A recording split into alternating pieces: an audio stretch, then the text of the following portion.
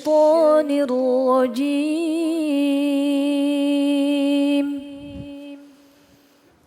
بسم الله الرحمن الرحيم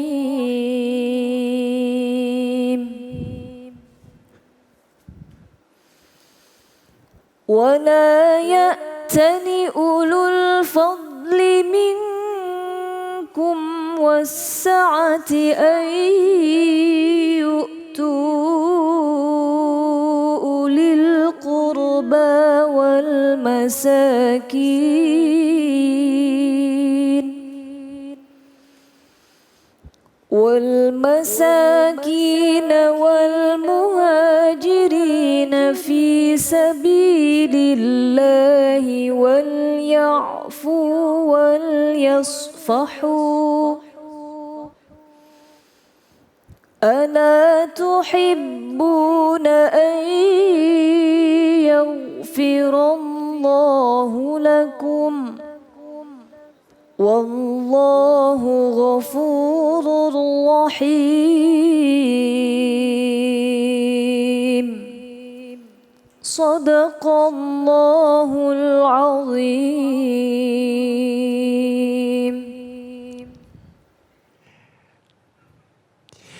Maha benar Allah dengan segala firman-Nya. Kembali lagi di Cahaya Hati Indonesia, Masya Allah. Kita masuk ke dalam tema kita, belajar untuk memaafkan, bersama guru kita yang dimuliakan Allah Subhanahu wa taala, Al-Habib Muhammad Syahab. Ya Habib, sehat ya? Alhamdulillah Masya sehat. Allah, ini memang kalau ngomongin memaafkan, ya Allah. Gampang diucapkan, tidak gampang untuk dilakukan. Oh baik, silakan Habib. Baik. Assalamualaikum warahmatullahi wabarakatuh. Waalaikumsalam warahmatullahi wabarakatuh. Alhamdulillah. Alhamdulillahi rabbil alamin wa sallallahu wa sallama ala abdihil mustafal amin Sayyidina Muhammadin nurillahil mubin al-hadi ila suratihil mustaqim dhil khuluqil azim wa nahjil gawim. Allahumma salli wa sallim wa barik alaihi wa ala alihi wa sahbihi wa man sara fi darbih, amma ba'd. Memaafkan semuanya seperti apa yang dikatakan oleh Allah Subhanahu wa taala di dalam ayat Allah Subhanahu wa taala, wal ya'fu wal yasfahu, tadi sudah dibacakan oleh qari'ah kita. Arti memaafkan di sini, ada orang yang mengatakan begini, Ali, oh saya udah maafin, cuman hati saya masih belum. Itu namanya belum maafin. Makanya wal ya'fu wal yasfahu, artinya maafin tapi yasfah. Bersih. Maafin bersih, udah orang kalau dikatakan memaafkan selesai. Jadi belajar memaafkan ini butuh contoh. Ada salah satu contoh daripada baginda Nabi besar Muhammad sallallahu alaihi wasallam mubarik alaihi wa ala alihi. Contohnya Nabi, riwayat daripada Anas bin Malik di dalam kitab Az-Zuhud Ibnul Mubarak. Ada satu hikayat. Nabi sallallahu alaihi wasallam mubarik alaihi wa ala alihi kunna jalasna ma'an Nabi. Dikatakan sama sahabat, kami lagi duduk bersama Rasul sallallahu alaihi wasallam, kata Anas bin Malik, lagi duduk sama Nabi. Ketika itu seperti biasa membahas agama, membahas nanti sesuatu yang harus dibahas dalam Islam. Nabi sallallahu alaihi wasallam beliau berkata, nanti apabila ada satu orang yang lewat, pertama kali orang yang lewat itu dia ahli syurga. Kami lagi duduk, ada Abdullah ibn Amr ibn As. Ada Abdullah ibn Amr ibn As, ada Anas bin Malik, semua sahabat Nabi. Kata Rasul mengatakan, ada satu orang yang lewat, ketika orang yang lewat, satu orang yang lewat ini yang duluan, maka dia ahli syurga. Maka tidak lama kami duduk, lewat satu orang duluan, orang lumayan setengah tua, dia punya jenggot. Lewat, jenggotnya basah, tangan kirinya nenteng sendal. Dilihat sama sahabat, sudah itu pertama, oh ini ahli syurga, kata sahabat. Hari kedua begitu juga. Ketika kami lagi duduk sama Nabi, Nabi berkata, nanti kalau ada satu orang yang lewat pertama kali dia ahli syurga. Lewat dengan orang yang sama. Dengan jenggotnya basah bekas berwudu, kemudian tangan kirinya menenteng sendal. Hari ketiga kami duduk bersama Nabi, Nabi tetap mengatakan sampai 3 kali. Itu syahid daripada Rasul. Sampai Rasul mengatakan kalau ada orang yang lewat, seorang laki-laki, wahwa min ahli syurga, min ahli jannah.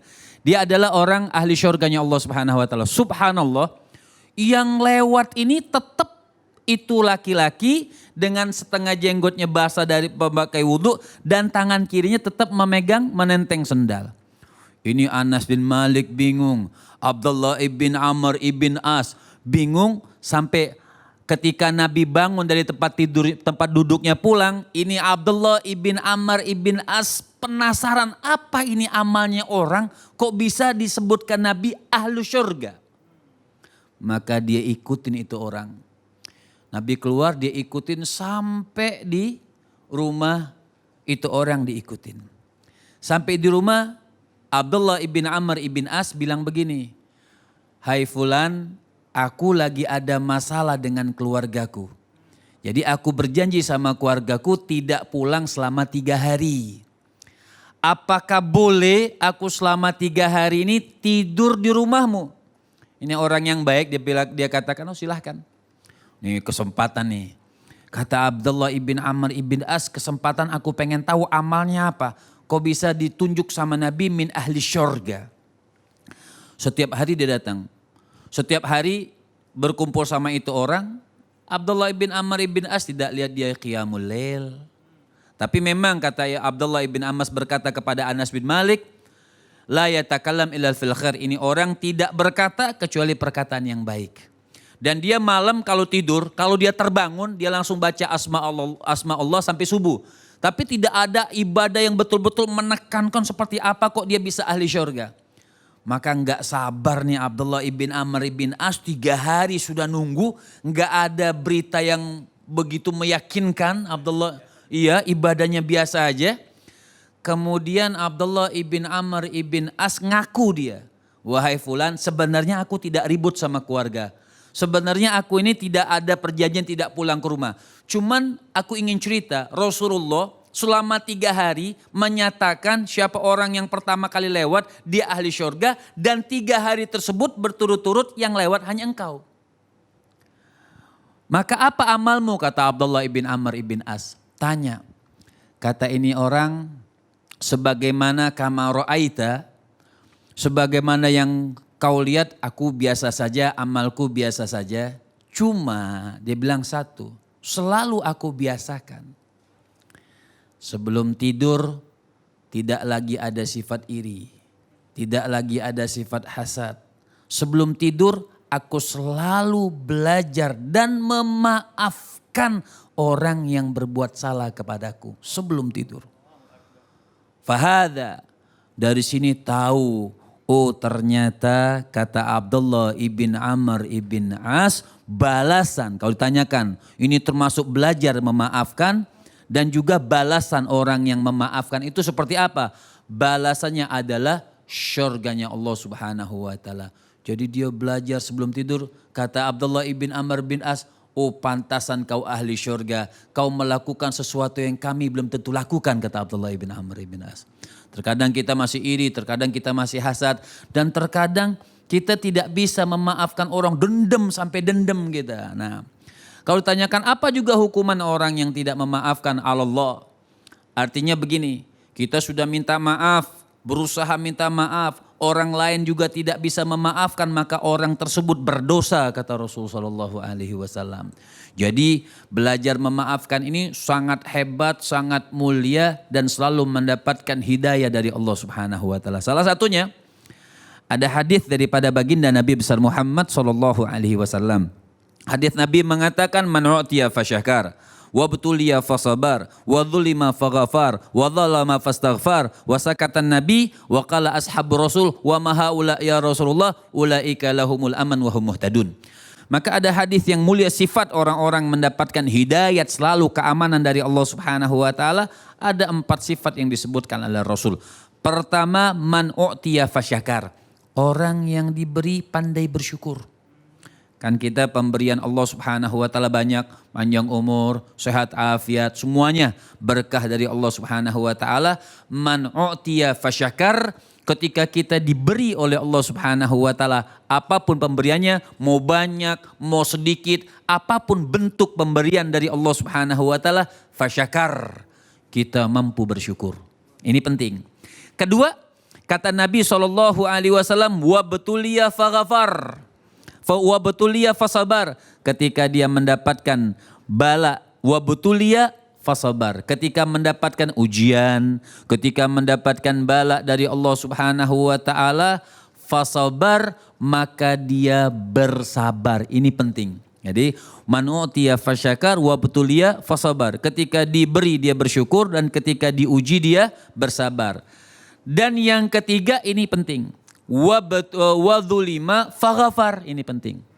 Ketika dia zulim, tadi seperti sahabat, ketika dia dizolimi fasabar, maka dia bersabar. Dicaci, dimaki, seperti juga nama Ali Zainal Abidin teringat cerita dalam kitab At-Tirbul Masbuk fi Nasihatil Muluk Al-Imam Ghazali. Mudah-mudahan waktunya masih sempat. Al-Imam Ali Zainal Abidin ini ketika keluar dari rumahnya mau menuju masjid, fasabbahu rajul, seorang laki-laki caci dia. Caci, maki, kejelekannya semua disebutkan oleh ini orang. Maka anak buah daripada Sayyidina Imam Ali Zainal Abidin ini mau marah, mau diambil itu orang, mau dipukulin. Kaffu aidiyakum anhu. Kata Sayyidina Ali, jangan tahan. Sayyidina Ali Zainal Abidin. Jangan tahan, jangan kau pukul dia. Diajak ngomong, hai fulan, yang kau sebutkan, kau yang caci aku, keburukan-keburukan itu sebenarnya lebih banyak dari yang kau sebutkan. Kalau kau pengen tahu, ayo kita duduk, saya akan sebutkan semua aib saya, kata Sayyidina Ali Zainal Abidin. Bukannya dimarahin, dia bilang ayo duduk, kita akan sebutkan aib. Kalau yang kau sebutkan itu cuma sedikit, yang kau katakan sama aku itu cuma sedikit. Nanti kita duduk, kita sebutkan lagi yang lebih dari yang kau, maka itu orang malu, tapi sebelum itu orang pergi, yang mencaci Sayyidina Imam Ali Zainal Abidin, diambil uang oleh Sayyidina Imam Ali Zainal Abidin, 1.000 dinar, dikasih hadiah sama orang yang ngatain dia. Itu belajar memaafkan yang sangat hebat. Makanya wa dzulima faghafar, wa dzalama fastaghfar, dan yang terakhir, apabila kita yang mendolimi, fastaghfar, kita pun mampu berusaha untuk minta maaf. Nah, Masya Allah, ini suatu kehebatan ulaika lahumul aman wa hum muhtadun, yang melakukan sifat ini mereka selalu mendapatkan keamanan dan hidayah taufik dari Allah Subhanahu wa taala. Masya Allah. Baik ya. Artinya memang perlu latihan. Perlu latihan ya Bebe? Harus latihan ya? Harus dan wajib latihan. Kata orang, kau enggak mampu lah. Wa ma arsalna min rasulin illa liyuta. Tidak kami utus seorang nabi untuk ditaati, bukan cuma didengar sejarahnya. Oh, sejarah nabi hebat ya, pandai memaafkan. Bukan hanya tapi dicontoh bagaimana. Dicontoh, latihan ya. Baik, Masya Allah pemirsa di rumah, nanti saat lagi kita akan bertemu dengan guru kita Al-Ustadz Syam dengan ngaji yuk. Jangan kemana-mana, tetap bersama kami di Cahaya Hati Indonesia.